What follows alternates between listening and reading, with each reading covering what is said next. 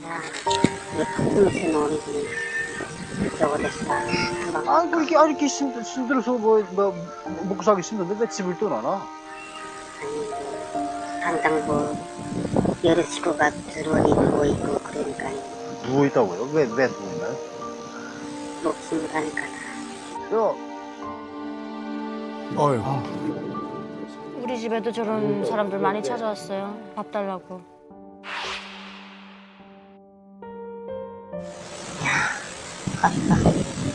청당군? 무슨요? 바다 껴대나요, 여기도? 하기는 발알 꼈단 말이에요. 발알 꼈는데 네. 그건 해안경비례 있잖아요. 해안경비례. 네. 그러니까 사람이 바다 살면 굶어 죽진 않거든요. 바다도 지금 못 들어가게 하는 거잖아요.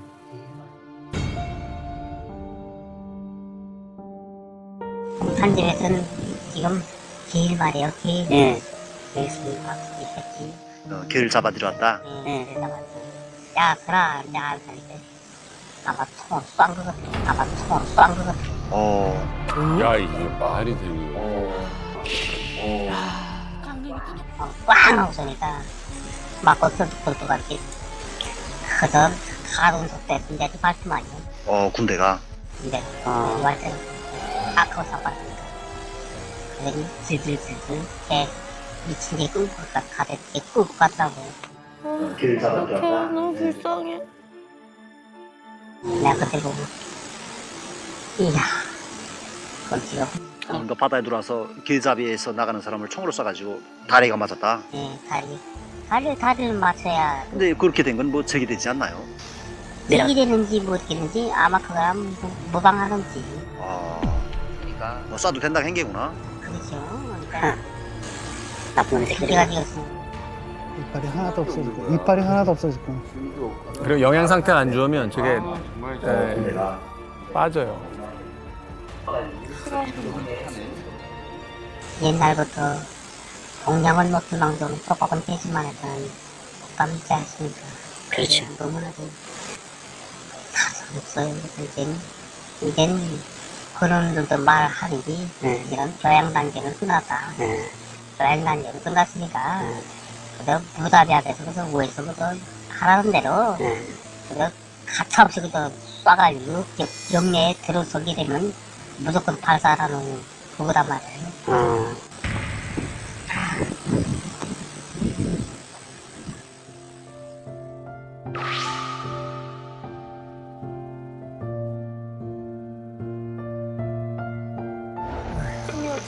신발바. 지금 목소리에 희망이라고는 찾아볼 수가 없어요. 그러니까 다 포기할 듯한 그런 느낌이었어요. 이력 씨, 이런 일이 좀 흔해요? 예 너무 흔하고 그냥 주위에 온통 분위기가 그냥 으스스한 게요 일상적인 일이고 더욱이 코로나 기간에 더 이게 이 상황이 더 악화됐거든요. 그러니까 코로나라는 그 명분이 주민들을 오히려 억압하고 통제하기 위한 그런 수단이 아니었나 이런 생각이 들 정도입니다. 그러니까 나는 항상 수시로 한국 콘텐츠를 계속 봤잖아요. 근데 지금 상황이 지금 세계적인 분위기가 지금 심상치 않다는 거 알고 있고 그런 상황이니까 아마 이런 일로 해서 방역 사업을 하려고 봉쇄를 하지 않겠나 이런 생각이 딱 든 거예요. 그래서 일단 약 같은 걸 구매해 놓는 게 좋겠다. 비상약이 있어야 이민석이 아플 때 해열제 같은 것도 먹지 않겠냐 이런 생각이 든 거죠. 그래서 약을 구매하려고 5월 12일 날 약국에 딱 가니까 이거 뭐 다른 건 없고 다른 건 다 그도들이 가서 없어 일단 없고 아스피린은 있어.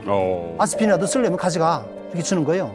근데 아스피린을 예전에는 50원에 팔던 약인데 이거를 2,000원에 팔더라고요 하나. 그러니까 2,000원에 제가 파는 거 봤거든요. 와. 근데 저는 그 아스피린을 몇 알을 얻어가지고 뭐 많이도 못 주고 그래서 한 10알 미만 정도를 줘서 가지고 왔거든요. 정말 귀한 거다. 약이 뭐 없는 거예요? 항생제가 뭐 하나도 없냐고. 그러니까 사람들이 불만이 커지겠어요. 불만 커졌고 내놓고 이야기들은 못하지만 뒤에서 수근수근한 그럼. 이야기가 많았는데 저와 뭐 가까운 친구들 속에서는 뭐 이야기들 하는 게 뭐 예전에 아버지보다는 아들이 좀 더한 것 같아. 그러니까 이걸 누구라고는 얘기 안 하는 거예요. 안 하고 이렇게만 얘기하는 거예요. 아버지보다는 아들이 더한 것 같아. 요 얘기에 다 있다는 거죠. 예, 이런 아들이 거 더한 것 같아 하면서 얘기하는 게 가만 봐. 영상 딱 나눌 때 보면 이상을 딱 보면 공포감이 느껴져. 엄청 무섭게 생겼어. 그렇지. 이런 얘기를 또 하는 거예요. 그런데 이렇게 엄청 악화를 시키니까 주민들의 불만이 조금씩 표출되고 있거든요. 자, 그런데 이렇게 이제 불만이 쌓이기 시작했어요. 사실은 이력 씨 같은 경우는 그래도 북한에서 나름 여유가 있는 삶을 살았음에도 불구하고 네. 이제 여러 가지 어떤 시기들을 거치면서 이제 불만들이 쌓이기 시작했는데 결정적으로 내가 탈북을 해야겠다, 남쪽으로 가야겠다 이런 어떤 결정적 계기가 된 사건이 있었다는 그게 뭘까요? 저희 와이프를 선택했죠, 제가. 그러니까 저희 아내가 출신 성분이 북한에서 농장원 계급이었거든요. 네. 그리고 저는 노동 계급이었고. 근데 북한에서는 일단 그 농장원 신분이 아주 비천한 신분으로 봐요. 네. 하고 뭐 사람들 속에서도 뭐 자기 출신에 대해서 내놓고 떳떳하게 이야기를 못 하고요. 뭐 제 농포야 뭐 이런 식으로 좀 비난을 하는 형식의 존재들이 바로 네. 농장원들이거든요. 그러니까 노동원과 이제 노동자 이제 계급이 나눠져 있다는 거예요? 그렇죠. 신분제도가 있다는 거예요? 북한에 우리 당깃발을 자세히 보면 쇼킹하다. 망치, 낫, 굿, 노동자, 농민, 근로인, 대리 이 세 계층이 북한 사회를 이끌어 간다라고 하고 있어요. 북한은 공식적으로 북한 사회는 계급이 없는 사회라 무산 계급. 그걸 해방부터 얘기하고 있고 절대로 계급이 없다고 그래요. 계층도 없다고 그럽니다. 하지만 법적으로도 아니라고 이거 누구도 아니라고 하는데 제일 하위 계층은 누가 되냐? 농민이 되는 거예요. 할아버지가 농민이면 아버지. 그러니까 여기서 절대로 벗어날 수 없어요. 탄광 방산 노동자들도 그 힘들고 싫으니까 벗어나려고 하는데 계속 세속이 돼요. 근데 뭐 다 떠나서 농민은 정말 벗어날 수가 없어요. 그러니까 농장원 하면 그 북한 안에선 최하 계층으로 보거든요. 네. 그래서 이제 그 아이들을 이름을 이렇게 부르지 않고 막 농포 자식들 막 이럴 정도로 굉장히 이제 무시도 하고. 근데 그 아이들이 그러면 야, 너 왜 나한테 농포 자식이라고 그래? 이렇게 맞서야 되는데 이 아이들이 맞서질 않아요. 어릴 때부터 계급을 받아들이고 그 사회를 배워나가는 거예요. 무시에 됐네요. 익숙해지는 거예요. 예. 그러니까 그런 계급인데 일단 우연히 오다 가다 일단 제 와이프하고 저하고는 연애로 만났는데요. 뭐 처음에 만나서는 뭐 그런 계급 같은 거 신경 안 쓰고 이렇게 진도를 나갔는데 밖에서 일단 제 아내가 살던 곳하고 제가 살던 곳은 그냥 그래서 알 수 있게 얘기하면 한 150리 정도 떨어져 있는 곳에 살았거든요. 멀다.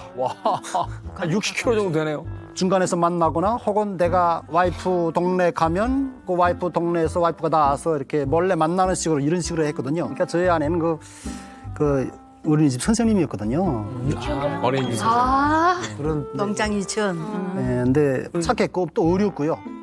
저보다 어렵고. 8년 연하거든요. 어머나 세상에. 그랬는데 아내가 그냥 너무나도 그냥 제게 너무 바치는 거예요, 그냥. 국제 살자는 그냥 예. 내 친구도 유치원 선생님이랑 결혼했는데 지금도 다른 손 씻고 밥 먹어요. 남편한테. 남편 54인데도. 그 느낌인데요. 딱이죠. 저는 애 다루도 하려고 하거든요. 그죠? 그때는 엄청 귀여워요, 그때 정말. 엄청 귀엽게. 그러니까 아무튼 자 지금 이제 연애 중인데 결혼을 하려고 합니다. 결혼 허락해 주세요. 이런 식으로 나가니까 일단은 뭐 저희 문제가 어머님으로선 뭐 자식을 위하는 마음에 부모 마음인 거죠. 네네. 그러니까 굳이 농장원하고 혼사를 할 필요가 있냐?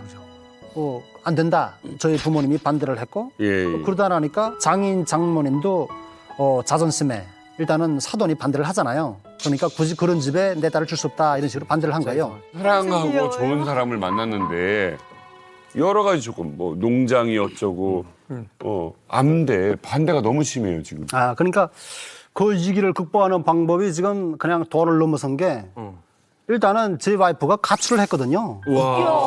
아내가 먼저. 그러니까 그때 당시 저는 아내를 만나기 전부터 저는 독립을 하고 있었거든요. 네. 거기서 그냥 해수를 일단 3년을 같이 살았어요. 그러니까 근데 이거는 되는 거예요. 그러니까 그쪽에서 어린이집을 그만두고 이제 온 거잖아요. 네. 그리고 이제 3년을 같이 살아요. 그러면 당국에서 이거는 허용을 해요? 동거.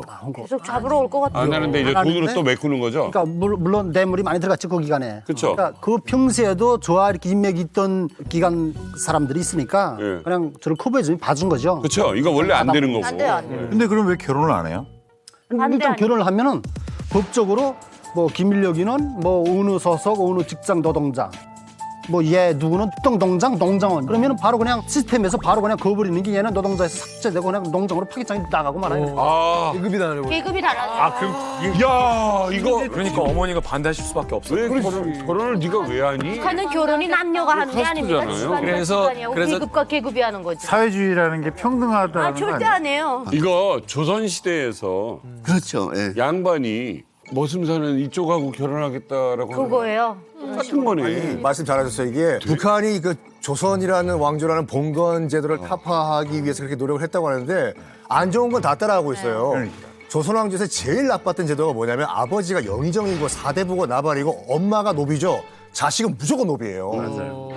심지어 지금 북한 쪽은 아버지가 영의정이고 엄마가 노비면 결혼하면 영의정도 노비로 가야 된다는 지금 얘기예요. 말하자면 신분 자체가. 아니 사실 인력 씨가 농민이 되는 것도 문제지만 어떻게 보면 이게 대물림이 되는 거잖아요. 그렇지까지 이제 대물림이 되는 건데 자식은 그냥 앞날이 그냥 고생길이 그냥 생기는 거잖아요. 그렇죠. 그러니까 저는 뭐 일단 뭐 그러면서 그 와중에 그 아내가 임신을 했거든요. 근데 예, 아기가 생겼는데 나도 그냥 딱 생각을 해보니까 난감한 게 이제 아기가 태어나면 아기도 그냥 대대손손 그냥 농장원인데요. 해결책을 찾으려고 노력한 게 북한은 뭐 워낙에 뇌물왕국이니까 뭐 뇌물을 가지면 다 되긴 되거든요. 네. 그러니까 제가 뇌물을 들여가지고 일단 아내 신분 세탁을 한 후에 혼인신고를 하려고 원래 계획을 잡혀 있었는데 그게 준비 과정이 착착 무르익고 가고 있는 상황인데 2022년에 김정은의 방침이 딱 떨어진 거예요. 뭐라고요? 떨어졌는데 그냥 농촌 자녀들이 노동계급으로 신분 세탁을 하고 빠지는 실태를 보고받고 내가 엄청 심려했습니다. 바로 잡으시오 이거. 그러니까 뇌물을 주거나 어떤 방식으로 사무원한테 씹을 갖거나 군관한테 씹을 갖거나 이렇게 빠진 애들도 10년 안에 나온 애들은 다 또로 농장으로 집어요. 아, 다 또로 농장으로 집어요. 어렵게 나왔는데 예. 아니 그 와중에 지금 아내가 또 임신까지 했어요. 이건 진퇴양난이에요. 지금 어디를 예, 그렇죠. 이거 뭐 예, 칠 수가 집회양난이 된 없어. 거죠. 그러니까 저로서는 그냥 해결책을 찾는 게 가장 안전한 방법은 이미 전부터 제가 꿈꿔왔던 거기다가 일이지만 그냥 한국을 가는 게 제일 확실한 방법이다. 그러니까 그렇게 생각합니다. 뭐라고 하셨어요? 효과적인. 아내에게는 아이 얘기도 하셨을 아니, 그러니까 물론 거의 한 48시간 정도를 잠을 안 자고 선전을 했거든요. 아내하고. 또 역시 달병가시라. 아내하고 이렇게 한국 가자 이렇게 이야기를 하니까 아내가 그냥 안 가겠다. 나서니까 오빠 혼자 가, 나 안 갈래. 그러는 거예요. 그러는 거예요. 그러니까 제가 성이 나가지고 버럭 성을 부렸어요. 너 엄마 입에서 그 나올 소리야? 그 말이 돼? 성을 부렸죠. 그랬고 이야기를 계속 설득을 하고 집요하게 아내를 설득했거든요. 하다가 마지막쯤이라고 될 쯤에 그쯤에 가서 제가 이야기를 딱 던진 게 우리 애가 고생할 때마다 엄마를 탓하면서 아빠는 가려고 했는데 엄마 때문에 내가 못 갔다며 이런 소리 할 때 어쩔 거야 이렇게 얘기한 거예요. 집요하게 이야기를 하니까 아내가 그때는 그냥 마음이 좀 열렸더라고요. 저렇게 말하면 나도 가겠다 할 것 같아. 이게 아내는 이제 막연하지만 불안이 더 컸던 거죠. 근데 지금 미력 씨께서 조목조목 현실적인 얘기를 해준 거예요. 네가 지금 두려워서 만약 안 가게 됐을 때 우리가 겪어야 될 일들을 얘기를 해주니까 그때서야 아내분이 가겠다 라고 이제 결심을 하게 된 거죠.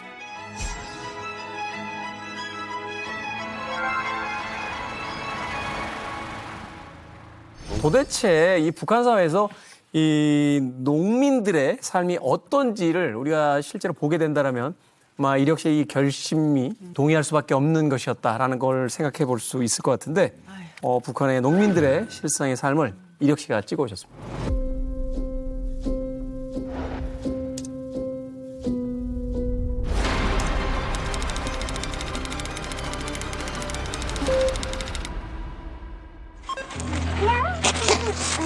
작년 4월 29일입니다. 집이죠? 이게 보통 농장입니다. 황해도 하면 쌀, 곡창지대. 낮이에요.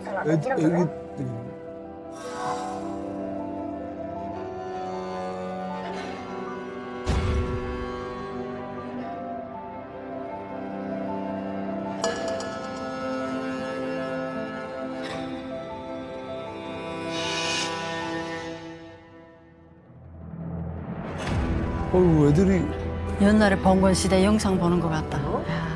구석기 시대 같아. 야.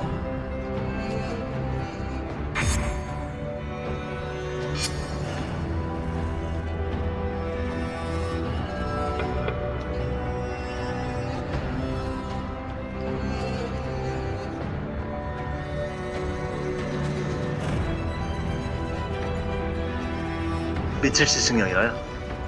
이틀 시간이 있나요? 뭐 그거 먹고 물들이고 버리는 거 먹으라는 것도 있고. 거기 1년치 승령이 될 수도 있다는 소리나요? 그렇죠. 아니 내 키로 갖고 1년을 살아요? 3월 20날부터 이틀이 한테 있었단 말이야.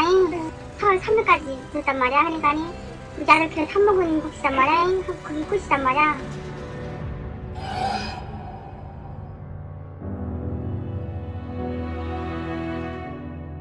이게 농장원들의 삶이에요? 먹어야 일하지.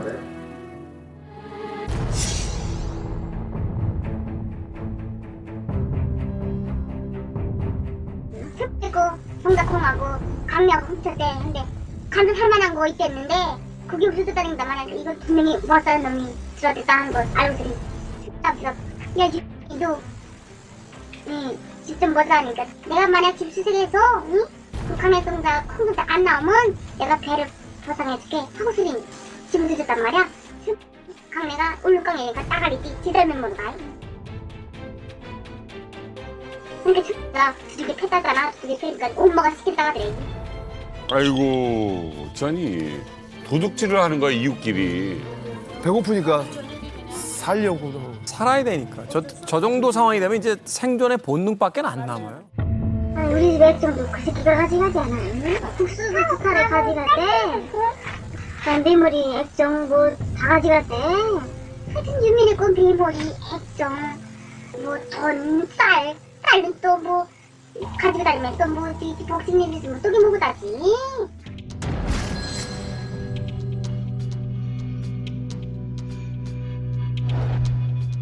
아니 저는 지금 어디 정말 오지에서 막 소수민족 어딘가에 어렵게 사는 분들 촬영한 건 줄 알았어요. 근데 이게 지금 심지어는 우리나라 인천에서 가면 바로 코앞인 지역이에요. 그런 지역에서 지금 촬영을 해온 거예요. 작년 4월 29일이요. 근데 이게 지금 북한에 계시는 많은 분들이 이렇게 살고 계시는 거예요, 지금? 일반 농장원들 생활 수준에서는요. 오히려 그렇지 않은 사람보다 저렇게 사는 사람의 플러스가 더 많을 정도로. 제가 이만갑 좀 긴 시간 이렇게 함께하면서 지금 잘못 알고 있는 게 있었습니다. 사실 많은 이들의 증언을 들었을 때 황해도 지역은 그래도 쌀이 난다, 곡창지대다. 그래서 굶지 않는다라는 이야기를 많이 들었어요. 이게 웬일입니까? 지금 저렇게 모여서 지금 아까 보니까 애들도 있던데 뭐 먹고 있는 거예요 지금? 그 기차에 올라타고 내리는 이야기를 너무 그냥 가볍게 하셔서 그게 무슨 우리가 정차한 기차를 타고 내리는 게 아니잖아요. 이게 달리는 기차인데 어린아이의 몸으로서 그게 가능했을까요? 또 많이 다치시는 분들이 계셨을 것 같은데. 사실은 가능해서 하는 것은 아니고요. 살기 위해서 해야만 하는 거고 그나마 그 달린 열차에 매달리는 사람은 그래도 그날의 행운을 잡은 것이고 그 열차에 매달리지 못한 뭐 어린 꽃제비라든가 뭐 할머니라든가 이런 분들은 그날의 운이 없는 거죠. 심지어는 이게 뛰어내리는데 잘못 뛰어내리면 철교에서 떨어져가지고 쭉 수직으로 떨어가지고 즉사한 친구도 있었고요. 아니 의원님은 어떻게 사고가 난 거예요? 저는 이제 석탄을 이제 훔치다가 어머니하고 여동생하고 함께 석탄을 이제 훔쳤는데 며칠을 이제 먹지를 이제 못한 상황이었고, 예, 그것도 낮에는 이제 또 군인들이 보니까 새벽에 이제 며칠에 한 번씩 그런 이제 찬스가 맞으면 나오는데 그래서 잠도 못 자고 석탄을 주워야 했고 먹지를 못했고 자루를 도착해서 뭐 그냥 메고 내릴 수 있는 것이 아니라 훔치는 거기 때문에 도착하면 자루를 그 달린 열차에서 떨고 가지고 그곳으로 다시 가서 이제 석탄을 다시 주워 모아야 되는 상황인 도착 거죠. 전에 네, 한적한 데 던져놓는 던지고 그리고 이제 내리려고 했을 때 정신을 잃은 겁니다. 그러니까 정신을 잃었는데 그 뭐랄까요 이제 어떻게 상상을 못하는 그 환경이 이제 눈에 이제 들어오게 되는데 눈을 떠 보니까 제가 이제 그 철길 철로하고 철로 사이에 누워져 있는데 그 보니까 저 왼쪽 다리가 60톤 화물 열차들이 그 제 다리를 밟고 이제 지나간 거예요. 그러니까 그 당시 제가 14살인가밖에 안 됐으니까 이걸 어떻게 표현을 못 하겠고 심지어는 이제 숨을 쉴 수가 없는 겁니다. 그러니까 이게 날숨을 쉴 때마다 피가 폭폭폭 나가는데 이 숨을 이렇게 들숨을 쉬려면 확 막혀가지고 이게 숨을 이제 못 쉬겠는 거죠. 근데 이제 그보다 더 힘든 거는 그날에 뭐 영하 이제 뭐 한 8도, 10도 이제 되는 날씨다 보니까 이 잘려 있는 이쪽 그 살에 붙어 있는 쪽으로는 그 찢어지는 듯한 냉기가 들어오고. 근데 사람들은 그 제가 이제 그 철길에 쓰러져 있는 거 보는데 사람들은 다 저를 두고 자기가 부른 석탄 자르러 가는 거죠. 왜냐하면 훔친 것을 다른 사람이 또 훔쳐가요. 먼저 간 사람이 훔쳐가고 하니까 사람들이 다 이제 뛰어 넘어가는데 그때 들었던 생각이 아 피가 다 빠지면 나는 이제 살 수가 없다는 생각이 들었고 죽는 것이 이제 무서워서 그럼 피를 이게 막아야 되겠다고 봤는데 이 손가락도 이제 철길에 이제 잘려가지고 여기도 막 드렁드렁 이제 매달려서 양쪽으로 피가 나는데 왼쪽 다리와 왼쪽 팔이. 한 손 가지고 손에 피를 잡아야 될지 다리에 피를 잡아야 될지 이게 지금 분간이 이제 안 되고 하니까 그 짧은 시간에 그 수많은 생각이 이제 돌아가는데 그러니까 우리 말하면 필름이 지나가듯이 어려서부터 행복했던 시간이 쫙 지나가고 그다음에 공포가 이제 드는데 아버지가 보고 싶고 어머니가 보고 싶고 동생들이 보고 싶고 죽는다는 게 무서운 거죠. 울고 있는데 동생이 12살밖에 안 됐는데 어머니는 그 철길 따라 계속 가면 오빠가 나오니까 찾아가라 했는데 얼마 가지도 않았는데 지금 오빠가 지금 철길에 쓰러져 피바다가 됐는데 도와주는 사람도 없고 밤에 그런 거죠. 울면서 이게 지금 어떻게 해야 되냐고 난 무서워서 지금 12살짜리, 5학년짜리. 너무 무서워가지고 그러면 어떻게 해야 되냐고 하는데 너무 춥다고 하니까 그 누더기 옷 같은 거 이제 목도리 했던 거 그걸 해가지고 다 벗어서 이제 덮어주고 죽지 말라고 또 동생이 철도 막 관계자를 우리 오빠 살려달라고 막 울며 돌아다니고 이렇게 하다 보니까 철도 관계자가 나와서 이제 저를 그 뭐 시체를 싣는 그런 리어커 같은 데서 싣고 이제 병원으로 이제 가는 상황이었죠. 저희 어머니는 그 리어커를 또 빌려가지고 그 석탄을 담으려고 아무 상황도 모르고 뭐 그냥 오다가 막 애가 우는 어떤 애가 막 이제 죽겠다고 우는 소리가 들리니까 보니까 다리가 잘렸고 막 지금 상황이 지금 형편이 없는 거죠. 그래서 막 울면서 차라리 내가 이렇게 되지 이제 어떻게 이 세상을 사냐고. 병원에 갔는데 그때 아마 새벽 몇 시가 된지는 모르겠습니다. 새벽 1시나 2시나 뭐 아마 그렇게 됐지 않았을까 싶었는데 병원은 큰 병원인데 수술을 할 수 있는 상황은 아니고 그러니까 수술을 못 한다는 거죠. 근데 저희 어머니는 살려달라고 막 의사 이제 바지가랑이 잡고 울고 불고 막 난린 겁니다. 그러니까 의사가 하는 이야기가 그러면 그 수술할 이제 마취제라든가 수혈할 피라든가 이런 뭐 항생제나 이런 걸 지금 갖고 왔냐? 회령시도 작은 곳은 아니어서 앰뷸런스도 있고 그런데 이제 그거는 이제 저희들이 이제 탈 수 있는 것도 아니고 의약품도 이제 그 비상약품인데 저희 같은 사람 주는 것이 아니라 자기 간부들이 써야 되는 거죠. 근데 저희 집에 이제 뭐 그걸 살 만한 돈이 없으니까 그러고 이제 살았던 거 아닙니까? 그 없다. 근데 저를 들어서 이제 침대에다 이런 수술 침대에다 눕히는데 마취가 없는 상황에서 지금 이제 눈을 뜨고 지금 있는데 이제 그 누더기 같은 옷을 이제 가위로 서걱서걱 이제 베는 것이 다 보여요. 근데 누더기 같은 옷을 다 잘라니까 마취가 안 된 상태에서요? 마취 안 하고 그러니까 마취할 약 자체가 없는 거죠. 그러니까 그리고 이제 누더기 같은 거 다 잘라내고 이제 그 뭐 고무 같은 거를 한 3번 이렇게 묶는 것 같아요. 그러니까 이 고정을 이제 고정을 시키는데 의사가 묻는 거죠. 너 살고 싶냐? 그래서 처음엔 너무 살고 싶은 거예요. 나 우리 살고 싶고 이제 세상을 다시 걷고 싶다. 그 살고 싶으면 말 잘 들어야 되고 알겠습니다 하는데 말 잘 들을 수 있는 환경이 아닌 거예요. 수술용 메스 갖다 살을 베어내기 시작하는데 이게 살을 베어내는 소리가 이 다리 살을 베어내는 소리가 다 들리는 거예요.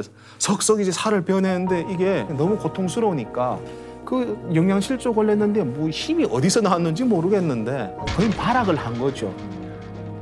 그러다 보니까 고무줄이 튕겨나간 겁니다. 이제 묶어있던 고무줄이. 그러니까 막 뺨 때리면서 난 살고 싶다면서 왜 이제 가만히 있지 않고 그러냐고. 근데 가만히 있고 싶은데 이게 참을 수가 없는 겁니다. 사람의 신체가 그런 방식으로 되나? 근데 그 14살밖에 안 됐는데 지금 또 시간이 얼마 갔는지는 모르겠는데 그 다음에는 또 톱을 갖고 오는 겁니다. 그 다음에는 또 톱을 갖고 오는 겁니다.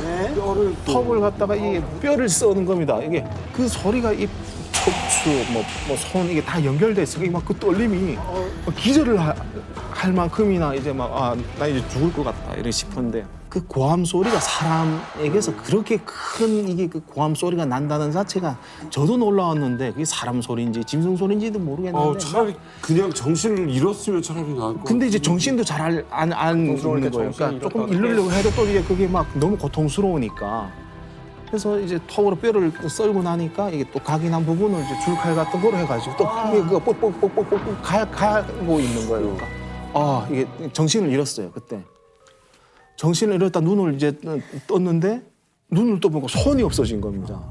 손목이 없어지고 여기 그 붕대로 묶어가지고 이게 묶어놨는데 그 어린 나이에 그걸 보니까 또 이제 끔찍한 거지. 내 손이 없어졌으니까.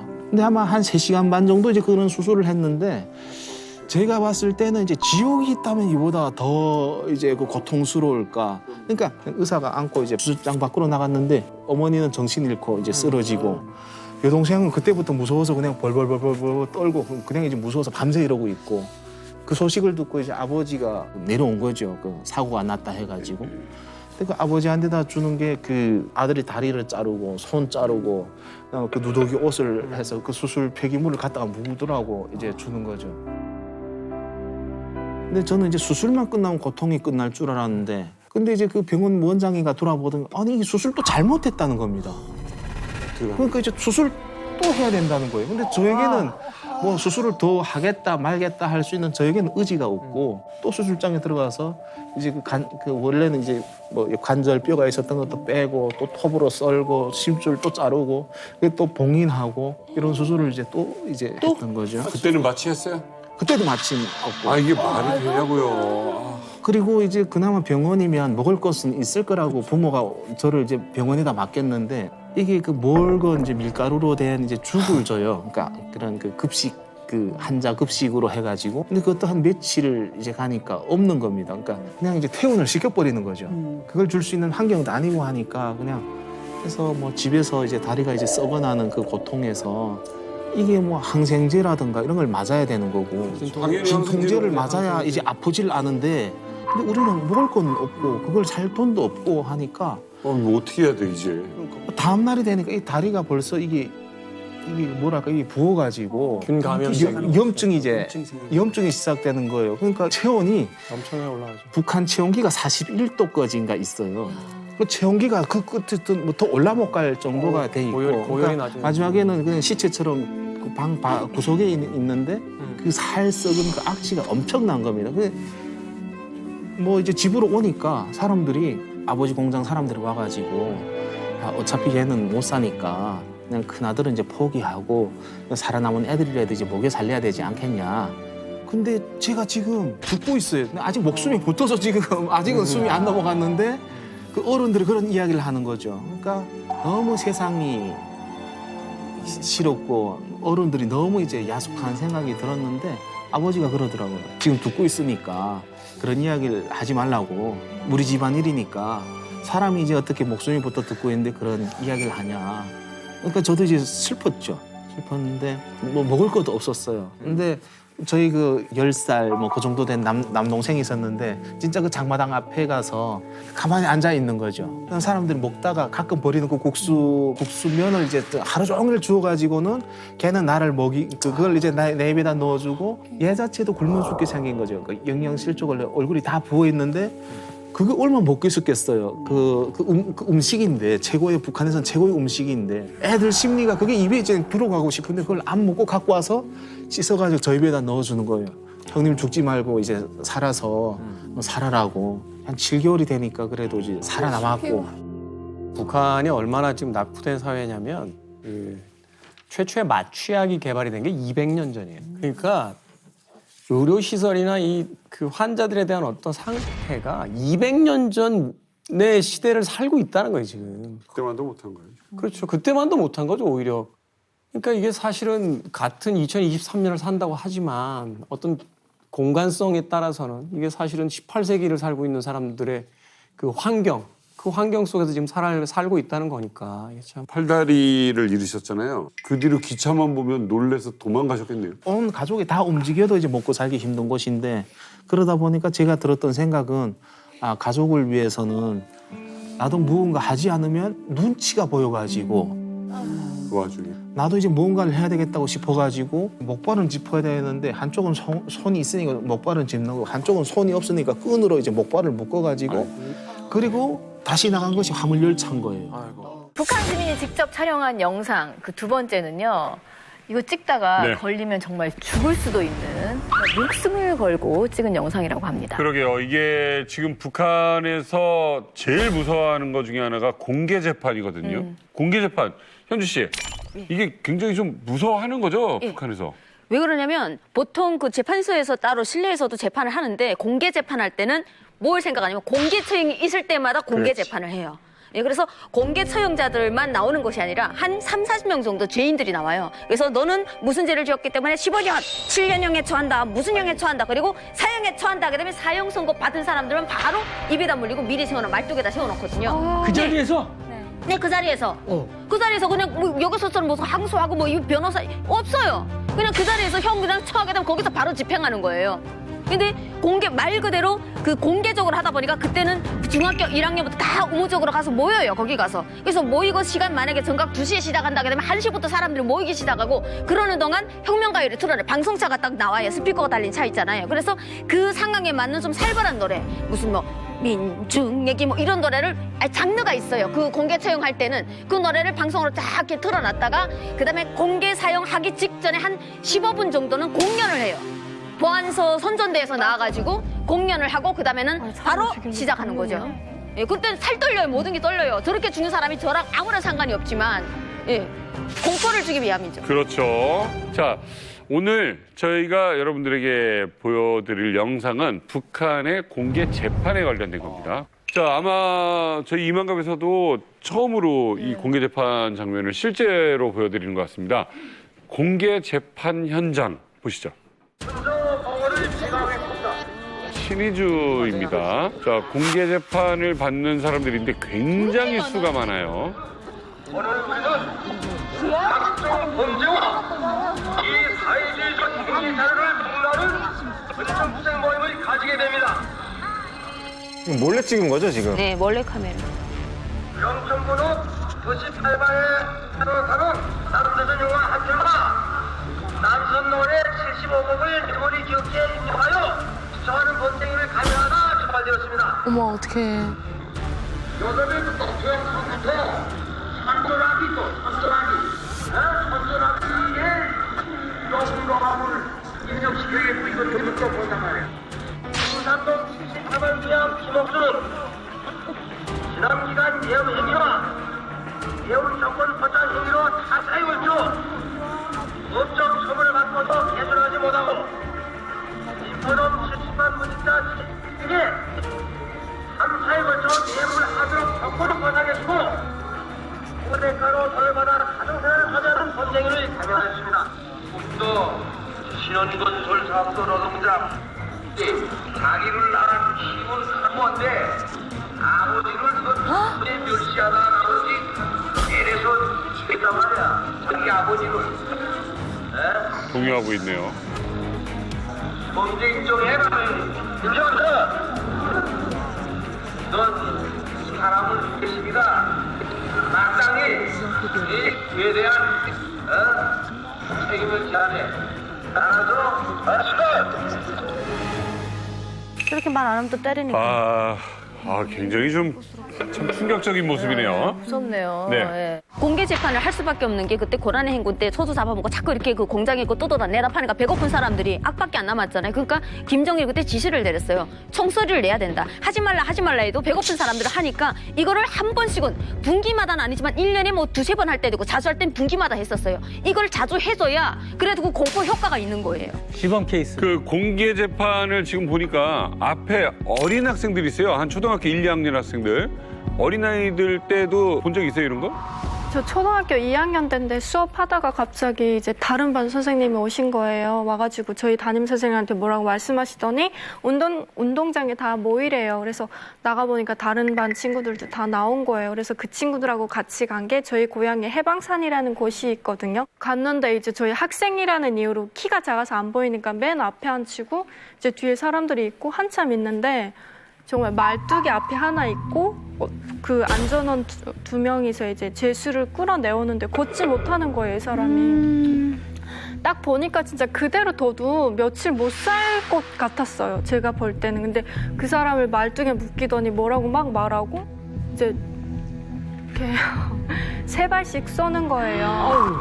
그래서 그거를 총 9발을 싸요. 이렇게 나눠가지고. 우와. 근데 그거를 보고 집에 돌아가는데 뒤가 너무 무서운 거예요. 그러니까 저는 국가에 대해서 아무런 잘못도 저지르지 않았는데도 뭔가 뒤에 와서 누가 나를 잡아갈 것 같고, 그리고 집에 딱 들어가서 엄마를 봤는데 엄마를 누가 와서 막 잡아갈 것 같은 느낌이 들고, 그걸 한번 목격하면 6개월 동안 군복 입은 사람을 잘 쳐다도 못 보겠더라고요. 공포심이. 그리고 얼마 전에 이제 유튜브 통해서 그 영상 올라온 거 봤는데 그날 밤에 악몽을 꿨어요. 그러니까 아직도 트라우마가 있는 것 같아요. 자, 근데 사실 이 영상을 모두 기획해서 저희에게 이렇게 제공한 분이 이 자리에 계십니다. 강철원 선생님, 예. 어떻게 입수하신 영상이에요?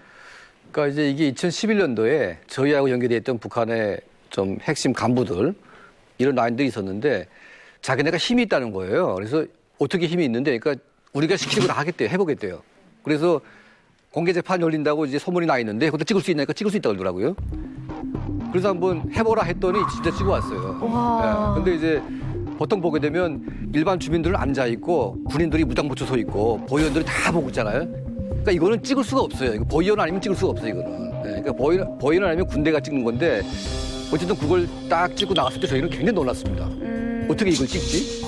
근데 다만 이제 거기서는 처형까지는 못 시켰어요. 왜냐하면 국경 지역에서 자꾸 처형하게 되면 이제 그걸 사진 찍어 가지고 보내니까 이건 피하는 거죠. 이게 몇 명 정도 아까 모여 있는 거예요? 모인 사람은 몇만 명이 되는 것 같고요. 여기가 쭉 있고. 아까 재판받는 사람이 꽤 많아 보이더라고요. 재판받는 사람 한 200명 정도라고 그래요. 그때 200명 정도라고 그래요. 그때.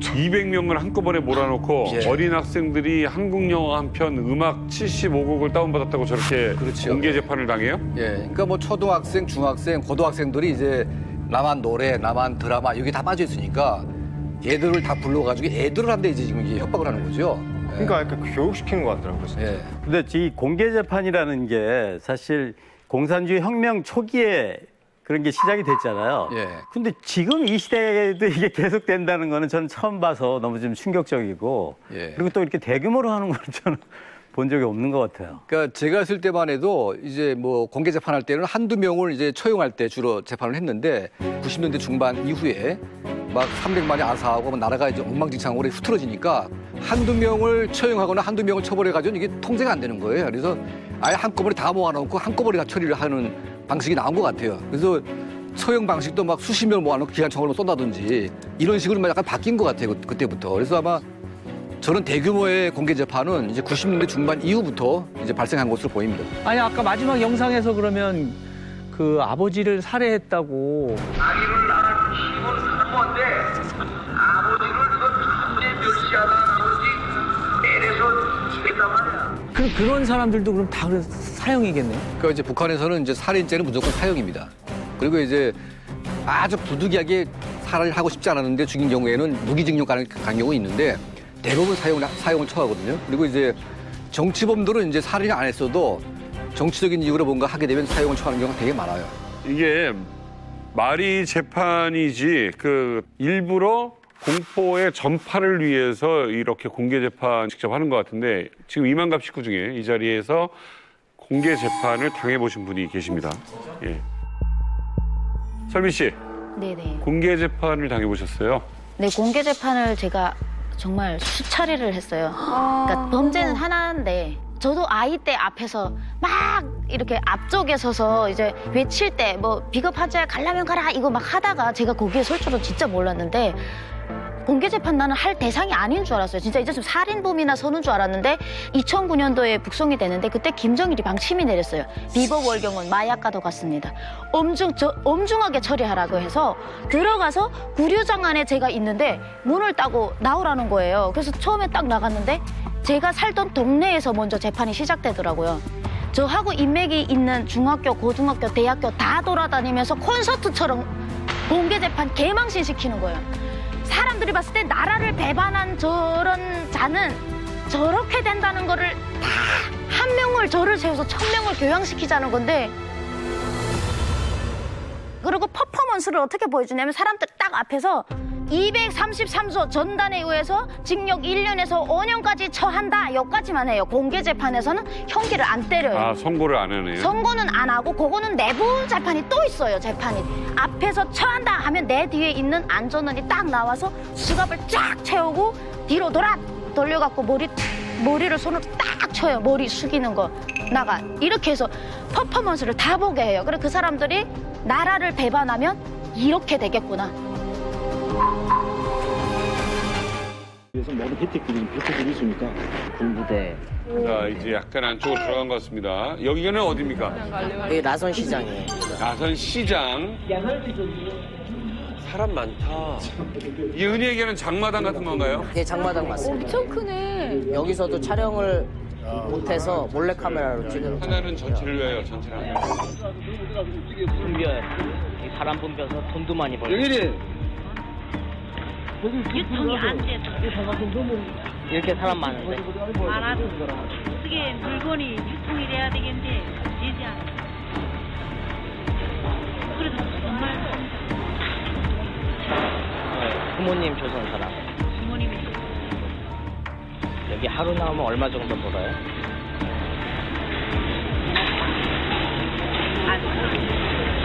제일 잘 버는 10원.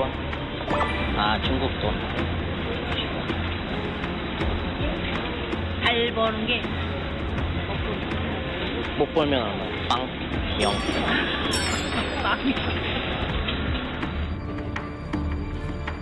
아무래도 같은 조선말을 하니까 좀 더 친근하게. 아, 중국 돈으로 거래가 되네요. 네네. 중국 돈으로.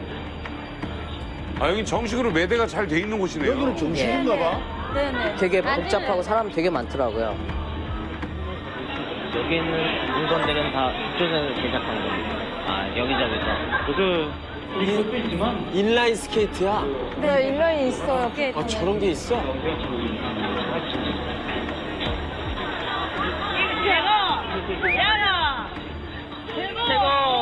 최고. 이게 색깔이 이게 조금 다르네. 색깔이 여러 가지가 있어요. 저랑 다른 외국인 두 분 정도가 이 어깨에다가 원래 그 북한에서 초등학생들 네. 반장, 부반장 그런 애들 보이부라 그러죠. 북한에서는 그 애들이 이제 차는 배지가 있나 봐요. 그래서 제가 이제 장난으로 그 배지를 차고 다녔거든요. 저는 부반장 배지를. 감도 진짜 크다. 결선 잡혔지. 아, 그걸 어디서 보였어요? 그랬더니 누가 받았어요, 어떻게. 그래서 이제 그걸 보고 웃는 거죠. 그러니까 성인이 하고 다니니까 애들 거를. 애들이 또 외국인이 어떤 사람들 이제 백인들이 하고 다니니까 그걸 보고서 막 제거라고. 친밀감. 완전히 인기 짱이었거든요. 네. 그래서 그러니까 이제 와서 다 촬영하기도 좋은 거지. 예, 막 사람들이 너무 막 웃고 그러니까 좀 순박하더라고요. 어쨌든 뭐 저는 뭐 그게 그렇게까지 웃긴가 싶었는데 그게 그렇게 재밌었나 봐요. 근데 어떤 사람들은 막 화낸 적도 있어요. 왜요? 왜 장난 그런 걸로 장난하냐고 재밌냐고 그게 막. 자, 시장 분위기 좀 설명 좀 해주세요. 그때 느꼈던 거. 여기 화면에 없는 분위기라도 좋으니까. 시장은 처음에 딱 들어섰을 때 와 진짜 컸어요. 크고 사람들이 다 똑같은 옷을 입고 있더라고요. 유니폼식으로 다들 같은 옷을 입고 그리고 계속 저보고 북한 그 김정은이 입고 다니는 그 인민복 있잖아요. 그걸 계속 사라 그러는 거예요. 사기 싫은데 좋은 거라고 사라고. 그래서 그걸 샀죠 제가. 청진. 자, 이제 청진으로 들어갑니다. 자, 여기 청진 고향인 분들 잘 보세요. 어머, 이거 뭐야? 군사훈련. 아니, 시간 하니까 이제 10분. 군사훈련 중인가 봐요. 예예. 군사훈련 중에 움직이면 안 되는 겁니까, 여기가? 예, 아예 차 다 움직이면 안 되더라고요. 민방위 훈련 같은 건가? 예. 그럼 여기 청진 도시가 다 도로를 이제 얼마나 자주 해요? 자주 안 해요. 1년에 그저 한두고. 그럼 뭐 하는 마침 나쁜 날에 왔어. 뭐 하는 거예요, 그러면? 정확히 뭘 해요? 아니, 정확히는 게 그저 자동차 차단 시켜놓고, 그저 뭐라 할까? 이런 건 뭐라 해야 되나 싶어요. 그러니까 이런 군사적인 거에 있어서는 대답을 조금 정확히 안 하려는. 오, 놀랐을 때 많이 들어와 있어. 와, 어떡해, 저기. 진짜 청주는 잘 사나 보네요. 저게 한 유행이라고 하더라고요. 저런 거. 중국 같아요. 서술기 다닌다. 소달구지 간다. 소달구지. 소달구지가 가네.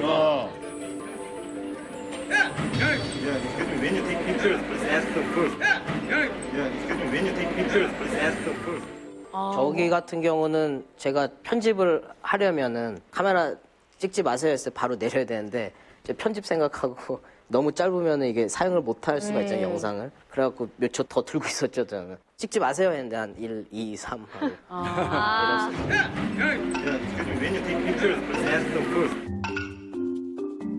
이게 건물이 적게 있어서 넓게 보이는 건지 왜냐면 되게 도로가. 넓은 느낌이 들거든요. 길거리가요? 예. 길이 되게 넓더라고요. 지금 방금 나왔던 거리를 혹시 아시는 분?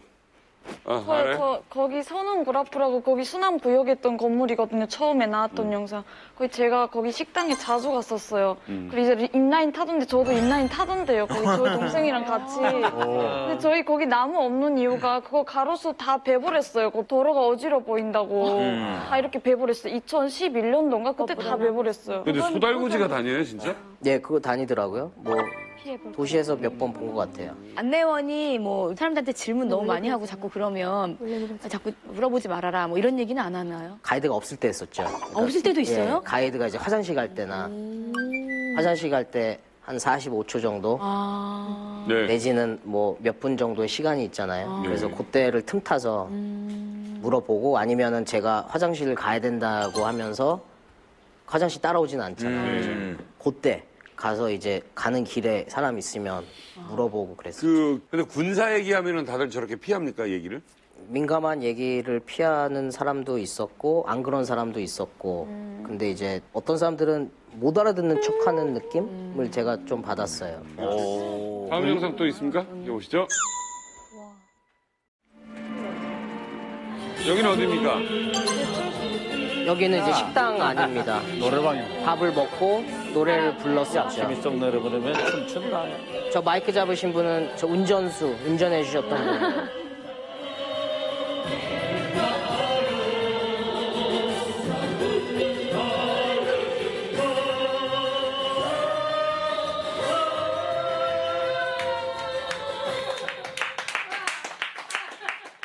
그래서 이제 잠을 자러 간 사이에 저희가 나와서 옆 건물로 갔더니 노래방이 있고 지금 서양 음악을 틀고 이제 춤을 추는 장면인데 이땐 가이드가 없던 거예요? 없었죠. 예. 그냥 본인들끼리 가서. 그렇죠. 와. 그런데도 저기 직원들이 같이 이렇게. 예, 직원이 들어왔었어요. 가이드는 없었던 그때 가이드는 이제 자고 있었을 때고 지금. 노래 부르는 거 보니까 전문 이렇게 성악 교육 받은 분들이.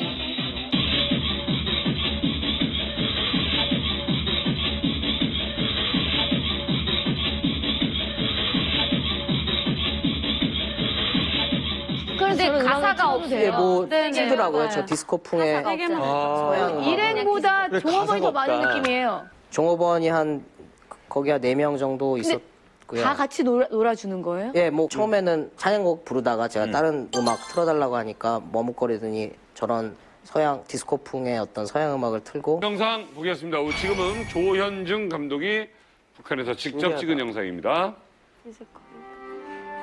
유치원 내가 다닌 유치원이었어요. 유치원? 우리 유치원. 아 예뻐라. 아이고.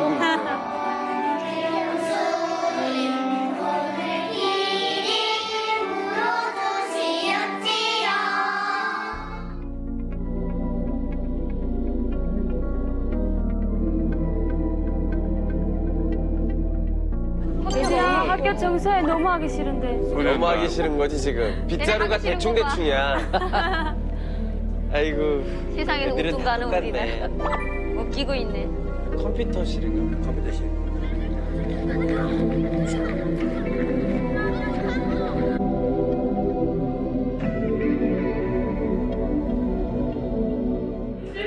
Our country is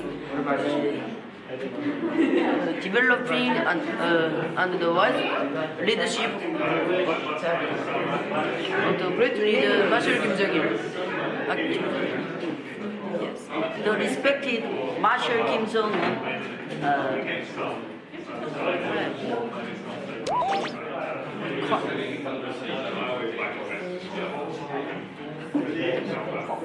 Founded this school.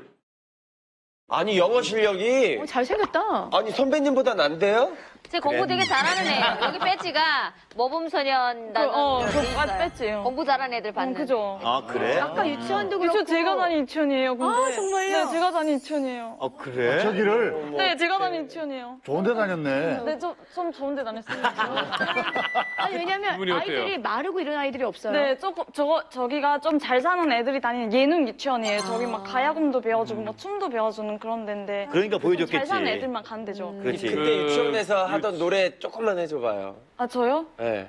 왜 꽃봉오리 방실 피어나라고 따사로운 품속에 안아주시는 뭐 이런 거. 저 유치원은 몇 살 때 들어갈 수 있어요? 제가 6살이 들어요. 6살부터 7살까지 저희 2년 동안 다니고 그다음 8살에 학교 수학